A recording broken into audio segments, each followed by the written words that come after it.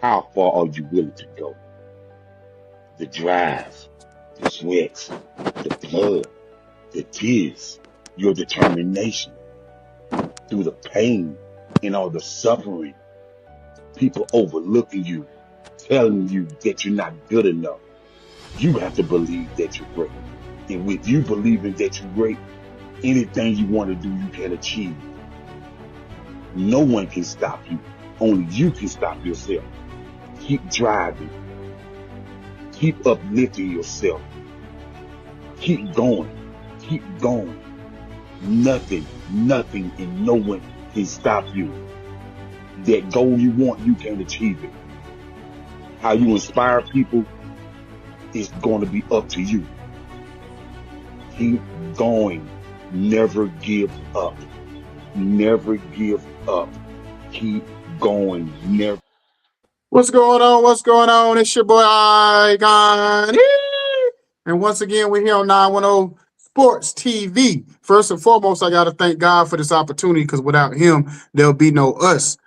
Secondly, I want to say our one of our team members is out tonight because he had a death in the family, so he couldn't make it on this occasion. And I know he wanted to be here tonight because we have some legendary people in the building. I'm gonna let my other right hand man, Coach Goins, himself introduce this legend in his own right. Well, I appreciate that, Icon. And again, we send our prayers and condolences to Jacob and his family during this time of bereavement. So much love to you, Jacob. So listen, man, I am, I've been like a kid at a Christmas store, stocking, waiting for Santa Claus to get to town, and then the hours upon us. So it is without further ado, and I cannot do this justice. I have the script right in front of me. So as they always say in Hollywood, stick to the script, and that's what I'm going to do. So. Without further ado, we have none other than Mr. Larry Wansley. And first of all, he is a Marine, not a former Marine, once a Marine, always a Marine. So he's a Marine. So thank you for your service. He's also been an undercover FBI agent. He was the first director of corporate security and player counseling for none other than the Dallas Cowboys under the ownership of Tex Schramm and head coach Tom Landry. He also, and this model became a model for all NFL teams. He also served as Whitney Houston's bodyguard, inspiring the movie The Bodyguard. And he led the global security of American Airlines, the world's largest airlines. And he also earned the FBI Director's Award for his team's identification of the 9/11 terrorists and the passenger screening model that led to the creation of TSA. Ladies and gentlemen, we like to welcome to 910 Sports TV, Mr. Larry Wansley. Thank you, thank you, thank you. As you went through that introduction, I thought, who is that guy? when you laid out all those things that I've been privileged to do, thanks to God, it was a formidable task, but He brought me through. And I want to tell you, gentlemen, I absolutely love the intro to your show, because it exemplifies all those things, principles that I believe in. My life has been inspired by that, and the message is spot on to all your listeners and the kids growing up. Well done. Yes, sir. So again, Thank you. hats off to Iconi and Jacob the Great for putting that together. And again, so ladies and gentlemen, I want to introduce not just Mr. Wansley, but also the new book that is out. So we're going to encourage everyone to pick up a copy. And the name of the book is Tough Streets, Rough Skies, and Sunday Sidelines. Right. So I've had mine, and I am like knee deep, and I'm just like it's just like I am cutting grass and sawing wood at the same time, and rolling down through there. So without further ado, we're gonna get in it. We're gonna get in some tough questions tonight, and we're really gonna kind of be peeling back the onions just to see what really makes Mr. Wansley go. And in that, Mr. Wansley, here's my first question to you. When you walk into the airport, what goes through your mind when you start approaching the TSA? It was your brainchild, it was your baby, and it changed the way America travels. So if just let us into that closet, if you would, to just how do you feel when you walk into any airport nowadays? simply put, my mind, my eyes, my ears, my heart, everything is at warp speed because I'm taking in everything. I'm doing observations 360. I'm listening, and I'm really, really focused on what is going on. That is number one, who I'm really about. But the situation is one where, with that in mind, I walk in and I quite selfishly think, wow, unbelievable, from Festus, Missouri to this is what has been created. Thank you, God. Yes, sir. Absolutely. All right, Connie, I'll kick it to you, man. Okay. Before we move further, this is sponsored by 810 Studios, Roku channel, and InspireRadio.com, and also Peach Stars TV. So I want to go ahead and get all the preliminaries out the way before I jump all the way in.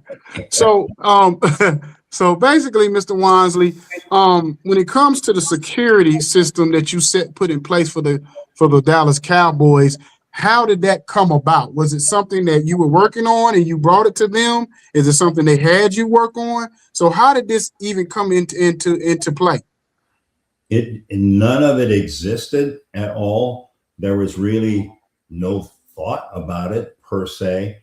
I was an FBI guy. I'd just come off several years of living as someone else in a very, very wild and crazy world. And a lot of this is in the book, so I won't really get into much of that. But I wound up being contacted by the NFL on behalf of the Cowboys.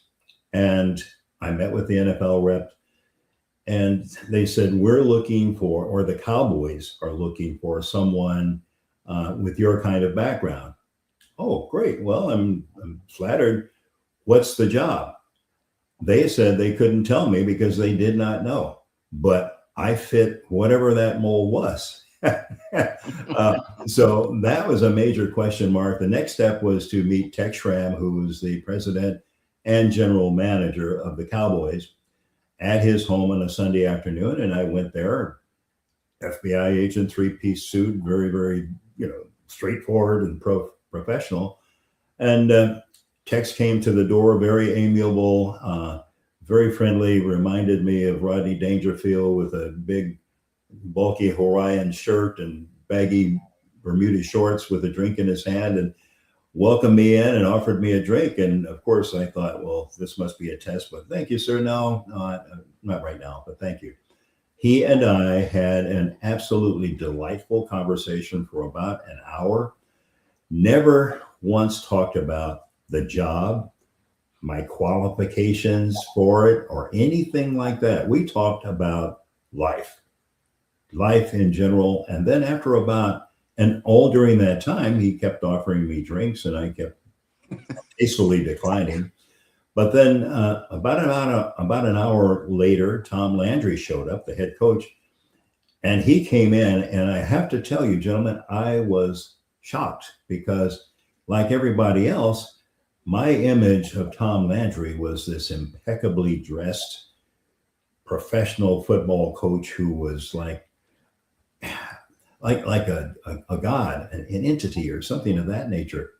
He came in and he was dressed like he had been cleaning out his garage or mowing his grass, sat down, and we had, again, a continuation of a very enjoyable conversation. He was cracking jokes, and I was blown away thinking that I'm sitting with two legends. I truly am. And one's offering me drinks, the other's telling these jokes that, yeah, they're kind of corny, but they're cute. But I'm having a good time. That was the bottom line. After that, and I never, ever during that time really thought about, well, how do I find out what this job's all about? It then moved forward. After a couple of hours, Tex said that he and the coach had to make an appearance at an event later on, and coach had to prepare. He did also, but asked if I would be at home about 7:00. And I said, yes. He said, well, I'll have a few minutes before this event. I'd like to call you back. I said, okay. Well, I walked out, and truly I was just slapping my head like, well, I don't understand, but I had a good time. I went home and my wife asked what happened, and I told her. And at 7 o'clock, he called me and he said, "Larry, this is Tex." "Yes, sir, Mr. Schramm." "None of that Mr. Schramm stuff." He said, "I'm Tex." "Yes, sir. I sure would like to have you on my team. How about it?" And I was shocked at that approach. And I said, "Well, that's great." He said, "Okay, be at the office tomorrow morning, 9 o'clock. This is who you'll see. You'll be on our payroll. I don't care if it's 2 weeks or 6 months that you have to give the government. All that'll be worked out, but you're going to be very, very pleased with what we have for you. I've got to go give my speech right now."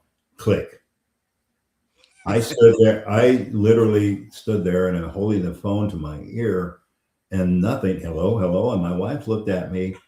And this was one of the first really dramatic moments, because she looked at me and she said, "What just happened?" I said, "I just accepted a job with the Dallas Cowboys." And she said, "What? Doing what?" I said, "I don't know." Well, from that point on, that night, there was a lot of trauma. There were tears, there was anxiety, there was anger, there was a lot of uncertainty in my home with my wife, with my kids, and then thereby myself, because I began to question, how did all this happen? It did not go in any way along with any of the normal protocols of a job interview and those kinds of things. So we didn't sleep much. We didn't sleep that night at all until the next day. I went to the Cowboys offices and I found out everything that I would get and so forth. I thought, okay, she's going to like that, because coming from the FBI, life was stable. It was a good life, even though it was wild and crazy for me as an undercover guy. But so far as life itself, you knew what was going to be happening career-wise and everything else. So it was stable. And to transition into that period of the unknown for the overnight. And then the next morning, of course, I found out and I told her everything, that all the pay, the benefits and everything else. Well, then that attitude changed quickly. Okay. But I still did not know what the job entailed. And the gentleman that I was speaking with, Joe Bailey, who was the number 2 guy at the Cowboys, said, "You have to wait until Tex comes back because he headed out on a trip and he's gone for about a week. So meet with him and then he'll tell you what the job's about." Switch forward to the next week. I sat down with him and I asked him, "What's the job description?" And he looked at me and he said, you government guys, you feds would be technical. Here's the deal. Here is the deal. When the players are on the field, they're Tom Landry's responsibility. As soon as they come off, they're yours. And your job is to make sure that there is nothing, mind or body, that prevents them from being the best football player they can possibly be. Period. Whoa, okay. What kind of a budget do I have to do this? And he said, "Budget, we don't worry about budget." He said, "We're at a time in our history in the NFL and with our team specifically, we're at a time where we need to do something about the state of how things are with our players." And he had been told and been counseled and talked to by the legendary John Wooten, whom you all know and know of, that we definitely needed to do something. We needed someone in that people understood the streets and so forth, because back then, at that time, this was the early 80s, cocaine was a major problem in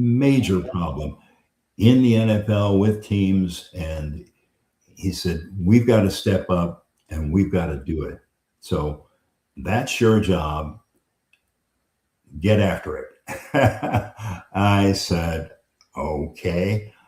One of the things that happened right after that was being contacted by Thomas Hollywood Henderson, who was one of our former players who had troubles galore with the cocaine, with the drugs and everything else. There was another player, the late, great D.D. Lewis, a linebacker who had his problems with alcoholism. And these are well documented and whatever. And fortunately, I've spoken with both of them about when I got into the book, and I said, hey, look, I'm going to tell it like it is. And I want to, number one, acknowledge the fact and thank you guys for the help that you gave me. Because the message individually from each of them was, look, I've had my problems. I have had my problems, and I want to help you help my brother players so that they don't go into some of the problems that I've had. They'll know better how to handle them. So I'm indebted to them. Tech Schramm for bringing me on, Tom Landry for supporting me, John Wooten, I have the utmost admiration for him because he's from the old guard. He knew how it was back then, and he has made a formidable impact on how the league is and what has happened. But I then went into a treatment center in Minnesota called Hazelden, and I had to be given permission by them to do it. Also by the other patients that I became a member of, the group. And I was there for a full month, 24/7. I lived with addicts. I heard their stories. I saw and learned how their lives spiraled down, the troubles, the impact that it had on them, their families, their lives, and everything else. It was the most incredible journey, the most incredible lesson that I ever had in my life. I look back on it because that changed so much of who I am or what I'm about. I'll put it that way. Because coming from law enforcement, life was simple in the sense that you had drugs, narcotics, jail. Simple. Well, it was not that, because now my life is being focused as a counselor, as someone that is going to embrace the players and deal with their problems, help them deal with them, and so forth, and establishing these new standards for our team. Well, it became very, very successful. We wound up with the league adopting our programs. Not only was it substance abuse, anti-substance abuse, but it was also career counseling, financial planning. You basically had a population of young guys. There were a few exceptions, but most of them that came into a lot of money in a very, very short period of time. And the world was telling them that you are invincible. Mm-hmm. The world is at your feet. You can do anything. And they believe that. And so consequently, their actions and how they handle themselves out in public reflected that. So a lot of them, long story short, had a very, very short career, number one, made a lot of money, but when it was over, and they had nothing to gain, or they had gained nothing from it because they had nothing. It was all used up in that period of time. And then what happens then? Number one, they've got no money. All that adoration that they had from the world and the public and everything else, that went away. And you had a lot of lost individuals. I spent a lot of time really working with them to basically bring them back into the real world. This is what it's about. And this is how I can help you deal with that. But Coach, and the sum and substance of it is I was simply a life coach for the guys. It was not something that existed in the league prior to that time. So at the Cowboys, which was always ahead of everyone else, Tech Schramm was a visionary, and he brought obviously me in, supported me, gave me the resources and everything else, and said, you go do it. And that's what I did. Wow. Go ahead, Coach. Well, I'll tell you what, man. Even though I'm not a Dallas Cowboy fan, and our partner in crime that's out with his family, he is a huge Cowboy fan, and I know he would be. We'd probably have to put a bib around him tonight, Iconi, just because it may be a little much for Jacob tonight with the likes of Mr. Wansley here. So I kind of want to shift gears a little bit, and kind of dip into the book just a tad without letting the total cat out of the bag. So here's my question. Being the bodyguard of Whitney Houston, when you hear the song, what I refer to is her iconic song, meaning when you hear "I will always love you," when you hear her or you see the video, what comes to mind when you hear that song, Mr. Wansley? It brings back memories of times that I treasure, I cherish, in the sense that she was like my little girl. Wow. I promised John Houston, her father, who hired me, that I will take care of her and assure her safety just as I would my own daughter. Now, when I took the job, I told them that I'm coming on part-time to establish this, period. I'm going back to football. You need to know and understand that. And the way that it came about was the fact that she was on top of her game. She was at that pinnacle of success in the States, and she was going to start an international tour. And her father reached out and said, her security has been her friends. I need a pro, and I've been asking around, and your name keeps coming up. So that's how that link occurred. I met with and he said, come up to New York and talk to us, and we can work something out. I talked with Tex. I told him what was happening. He said, again, Tex, ever the visionary, said, wait a minute. The NFL is going to start an international league. Wow. So if I let you go do this, you need to assure me of three things. Number one, I can reach out and get you anytime, any place if I need you. The operation here can go on. You've got a great staff, great programs and everything else, so that nothing at the Cowboys will suffer with you being on the other side of the world. And the last thing is you promote football. The NFL, as I said, is going internationally. So if you can, when you're bouncing around the world and everything else, promote football, you got my blessing. Go see what you want to do with them. If you want to go ahead and do it, that's great, but those are the requirements. Well, all that worked out, and ironically enough, when we did hit the tour and everything else, at every hotel, I would have 3 or 4 boxes of Cowboys swag, T-shirts, caps, you name it, pennants. And as you know, in the concert business, the tour business, there are always other artists and stars in the audience and around. So I came to know a lot of them, and I would distribute all the Cowboys stuff, the swag. Whitney would even wear Cowboys T-shirts, and there were a couple of shows where she even wore one during a number.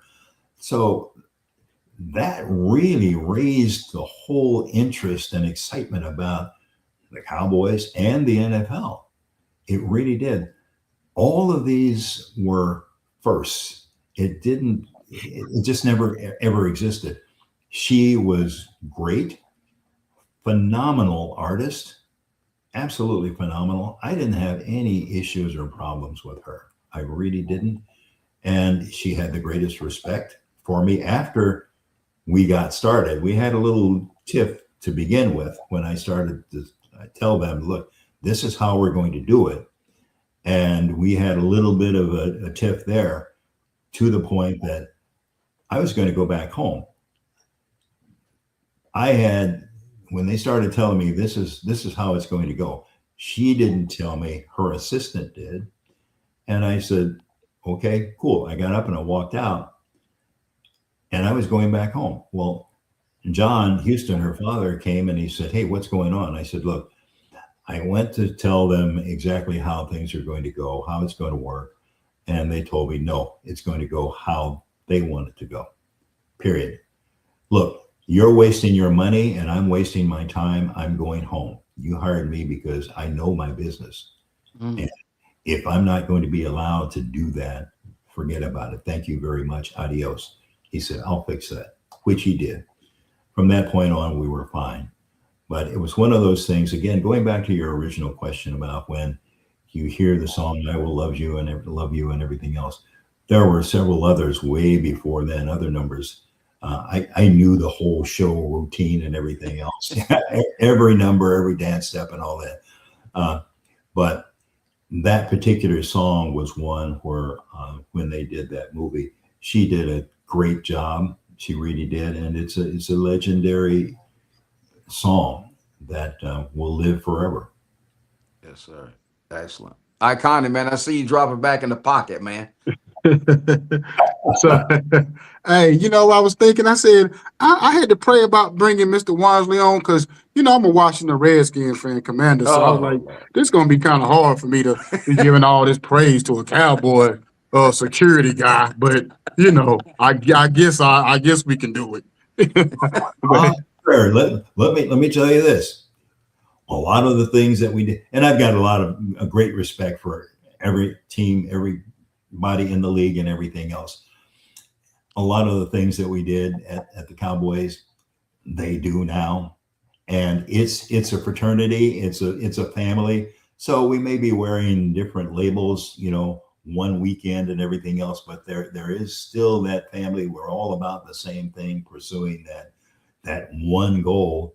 But there's a closeness. And I'll share with you the fact that when I met with Tech Schramm that first time, he asked me if I was a Cowboys fan or if I was a football fan. And I told him, yes, I am, very much so. I said I may talk myself out of this job because I'm a Pittsburgh Steeler and a Raider fan. Yes, sir. He said, well, but you're flexible, right? I said, oh, I'm indeed flexible, so don't worry. So to your point, it's one of those things where everybody in the league, it's a family. We're all about the same thing, all go through some of the same trials, tribulations, hardships, and everything else, all in pursuit of that goal. And going back to just a point in the book, there's a poem in there where I wrote it at the end of a game where we were just absolutely shellacked by the Rams. And I was just thinking about things, and I took a barf bag in the seat back in front of me, okay, on the plane. And I just wrote a poem, and I called it The Last Road Trip. So with that little teaser, you'll have to go in and read it for yourself. But it really exemplifies the whole state of the football business, well, professional sports, period. But that really laid it out. So don't feel any anxiety or badly about the fact that you're a Washington fan, because I've got friends on every team. Some have transitioned through the Cowboys and everything else. So we're all a family. Yeah, yes, sir. Yes, sir. I do got to ask you a question before we move on from the Whitney Houston thing.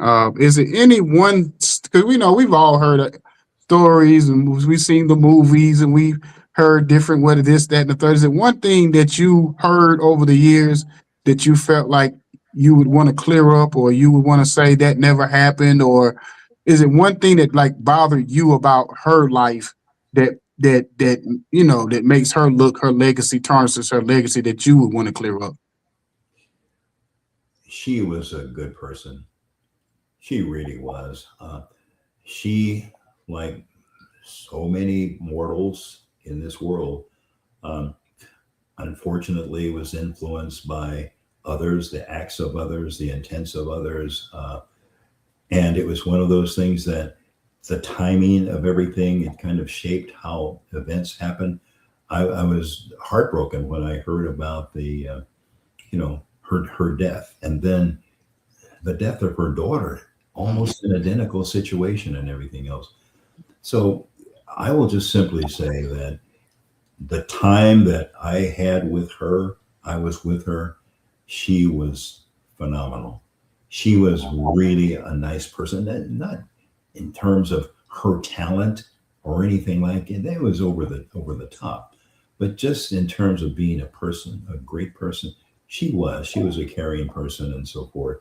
And with anyone in that business, obviously extremely competitive. But one thing I will say, and this is in the book also, but going back to the 1991 Super Bowl in Tampa, Florida, and by then I was a league official, and we had just started the World League. It was the beginning of the Gulf War.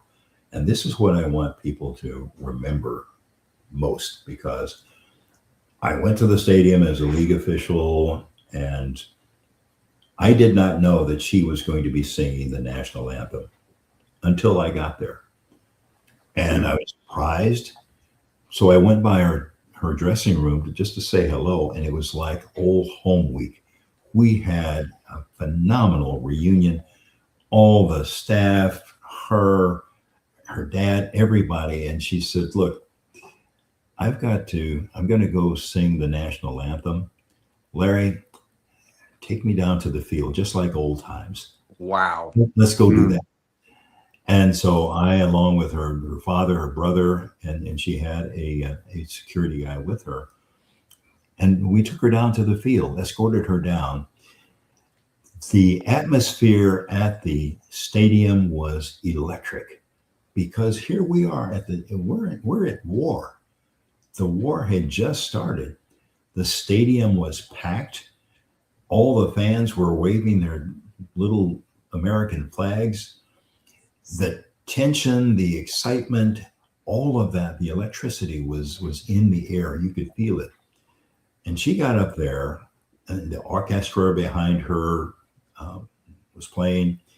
I was probably about 20 feet in front of her, looking up. She's on the riser in front of me.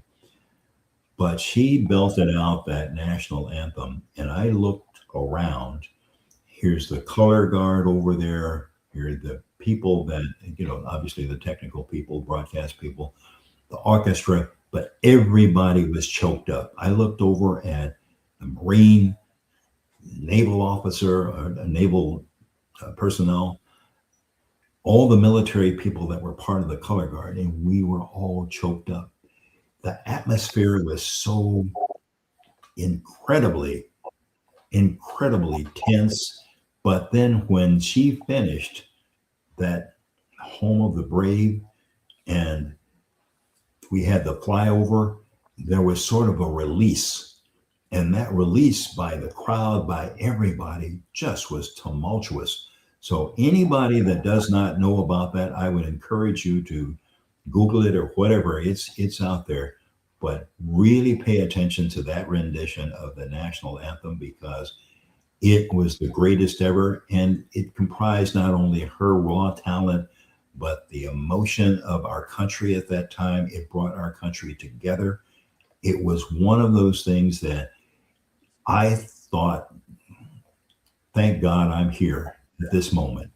And my life has been like that. God has put me where he wanted me. But when she finished and we were walking off the field, I looked over at her and I said, "You killed it." She said, "I know." Yeah, it is considered the greatest national anthem of all time. As far as she's considered the greatest of all time when it comes to that at a game or whatever. So yeah, she definitely did that. So I want to switch gears with you real quick, because you have a remarkable career. With the Cowboys, Whitney Houston, and then FBI agent doing undercover work. So what did you learn as an FBI agent? How did that help you with the security part with the Cowboys? Well, what that helped me with was life.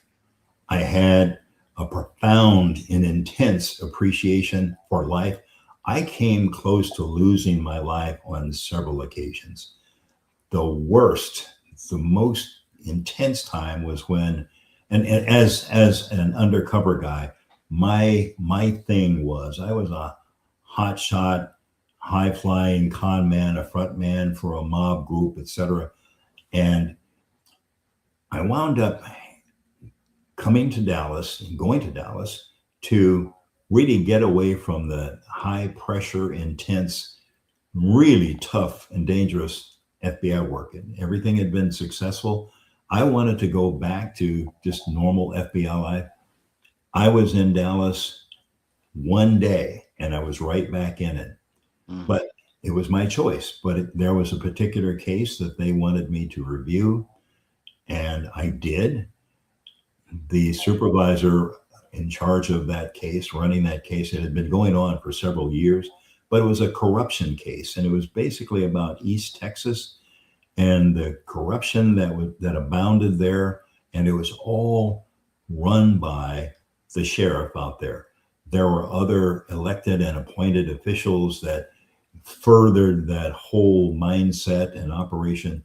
It was like going back in time. It was unbelievable. I wound up basically burrowing into and being accepted into that culture as a high flying con man, a guy who basically went around the country on behalf of his mob group and set up illegal gambling operations. That was what I was about there. The sheriff and I were partners. Okay. And of course, the intelligence, everything else that I'm getting back through him and about him, it was a long standing case. But the bottom line to that, and I'll cut to the chase here, he had his deputies pick me up one night, and I had met with him one-on-one many times. I was very comfortable with that. Didn't have any surveillance or anything like that, but you survive by your wits, your instinct, and everything else. It got to that point where we met in an oil field in Kilgore, Texas. And the sheriff said, and it was about 1 o'clock in the morning, moonlit night, clear night. He said, let's take a walk. And we did. And he said, we got to a point where he said, the word around town is, you have a lot of action going and I'm not getting my cut. That's bad for my reputation, because any criminal activity in that whole section of the state, he got a piece of. He really did. And when he said that, we were at an area where, again, picture the scene, oil field, equipment pumping and everything else. And he pulled out his gun and he put it, well, it actually was my left, and he put it right here against my head. And he said, that's bad for my reputation. Right then, at that moment, I thought, I'm going to die here. And my whole life flashed in front of me. I thought about my family, what would happen if he takes me out and everything else. And in a split second, my reaction was threefold. I thought about, if I tell him my mob people will come take him out if he whacks me, that'll only appeal to his sense of bravado. Let him come. I run things out here. If I tell him I'm really an FBI agent, he'll just bury me deeper.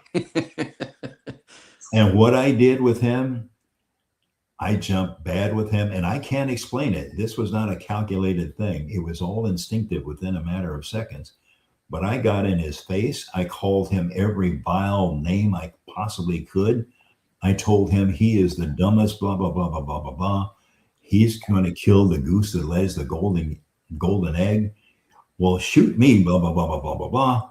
You know, I mean, he looked at me like, this man is crazy. But there was a wry smile. He said, I guess we don't have to have this conversation anymore. I said, no, we don't. And all the time we walk back and I'm telling myself, Wansley, just be cool. I'm scared to death, but be cool. So I played it all the way out. They took me back to my car. I went to my apartment. I walked in the door, went to the bar. I got a bottle of Jack Daniels and a water glass. poured myself a tall glass of Jack and passed out on the couch. So all of those kinds of things took place in my life, and I have such a profound and great appreciation for what God has done for me, has given me. He's pulled me out of more scrapes. I've been in shootouts and fights and all of that.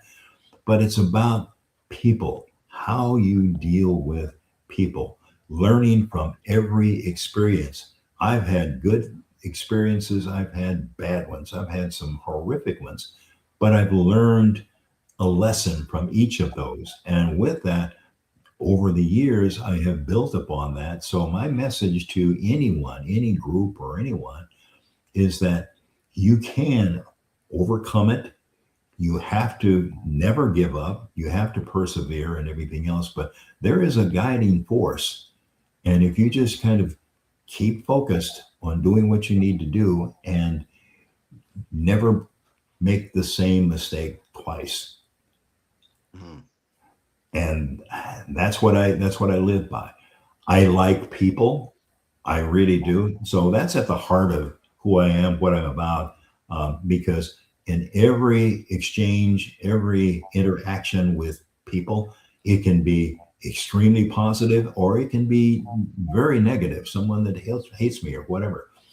But from every one of those, I take something away that helps make me whole. How can I adjust, or how could this person perceive me as that they don't know me or what have you?